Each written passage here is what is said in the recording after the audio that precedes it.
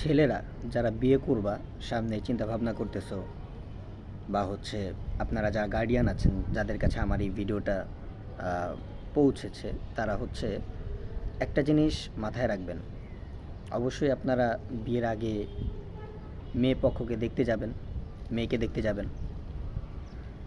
যখন আমাদের এখানে অনেক পেশেন্ট আছে যাদের বেলায় এই ঘটনাটা ঘটছে বা অনেক এক্সপিরিয়েন্স থেকে আপনাদেরকে বলছি।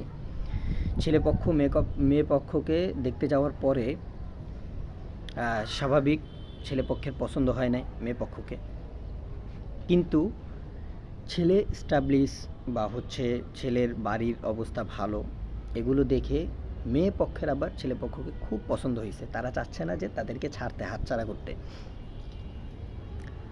তো এইটার কারণে কি হয়েছে, ছেলেপক্ষ যাওয়ার পরেই বা এমনও অনেক সময় হয় যে মেয়ে পক্ষ অনেক দিন যাবৎ চেষ্টা করতেছে মেয়েকে বিয়ে দেওয়ার, কিন্তু কোনোভাবেই বিয়ে হচ্ছে না। এটার কারণ অন্য কারণও থাকতে পারে। অনেক সময় মেয়ের বিয়ে বন্ধের জাদুতে আক্রান্ত থাকতে পারে মেয়ে, তো ওইটা আলাদা আলোচনা। কিন্তু এইখানে আমি যেটা বলতে চাইতেছি সেটা মেয়ের অর্থাৎ ওই ছেলের সাথেই মেয়েকে বিয়ে দিতে হবে, এই ভাবনা থেকে অনেক সময় মেয়ে পক্ষের যারা গার্ডিয়ান আছে তাদের মধ্যে থেকে কয়েকজনের কুপরামর্শে মেয়ে পক্ষের আত্মীয়র, মেয়ে পক্ষের ফ্যামিলির কয়েকজন লোক এমন একটা জঘন্যতম কাজ করে, যেটা খাবারের মধ্যে, অর্থাৎ ছেলেপক্ষ এসে যে খাবারটা খাবে, তাদের সামনে যে খাবারটা পরিবেশন করা হবে, এই খাবারটা খেয়ে যেন বর অর্থাৎ ছেলে যেন মেয়ের প্রতি পাগল হয়ে যায়। এরপরে যেন ওই ছেলে ওই মেয়েকে ছাড়া আর অন্য কোনো কিছুই যেন না বুঝে, ঠিক আছে? বা এইটার রিয়াকশন যে আপনার তাৎক্ষণিকভাবে হবে এমন না। ছেলেপক্ষ আসলো, আইসা দেখে টেকে গেল, ছেলের পছন্দ না, কিন্তু ওই যেটা খাইছে, খাওয়ার পরে বাসায় গেছে। বাসায় যাওয়ার 1-2 দিন পর থেকেই তার মধ্যে অস্থিরতা শুরু, যে না আমার এই মেয়েকেই লাগবে আমার।